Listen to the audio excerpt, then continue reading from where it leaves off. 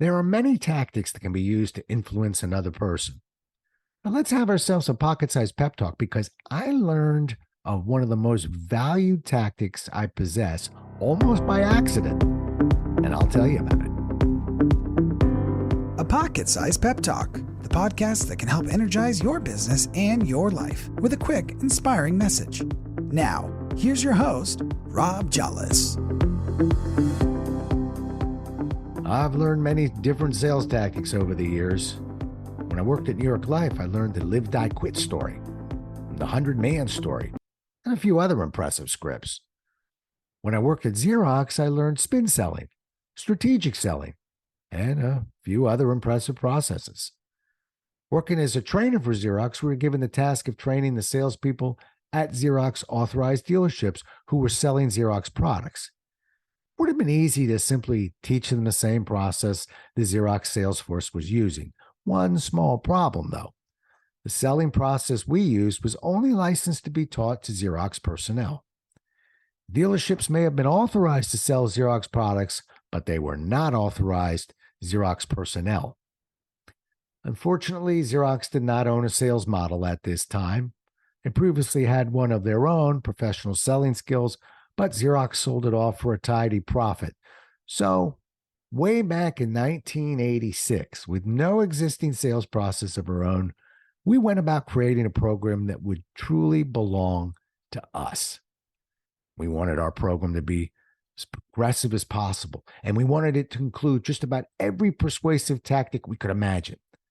When the smoke cleared, we had a repeatable, predictable process we could use to teach selling.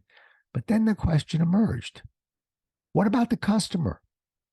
Is there a repeatable, predictable process that customers go through when making a decision for change? Once we began looking at the way customers make decisions, we began to see definable stages and decision points.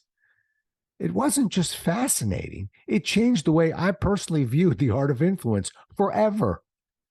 Initially, it was referred to as a buying cycle, but the more companies I worked with, the more I knew it, we had to find a new name for a process that was more universal. With clients like police departments, NASA engineers, teachers, lawyers, doctors, and more, I was working with people who did not necessarily think they were selling anything.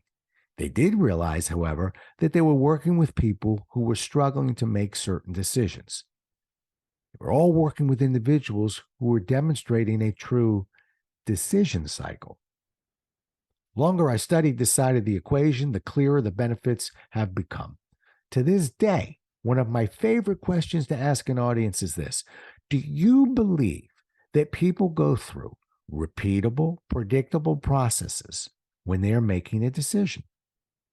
Interestingly enough, the audience reaction is usually mixed.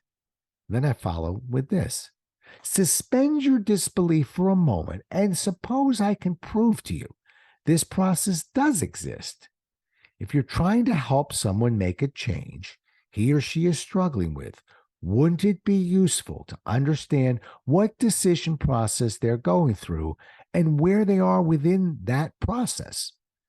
I usually see some heads nodding at this point. This knowledge is not just an effective guide to working with others. It helps you find the appropriate tactics to assist others who are struggling with decisions. The rest is history. The proof comes from over 50,000 people I personally polled over the past 25 years regarding the decisions they've made. Knowing this not only helps you to see things from another person's perspective, it provides the blueprint to every step we take when we look at how to influence behavior and ultimately change another person's mind. Thanks so much for listening. If you enjoyed today's show, please rate and recommend it on iTunes, Outcast, or wherever you get your podcasts. You can also get more information on this show and Rob at jollis.com.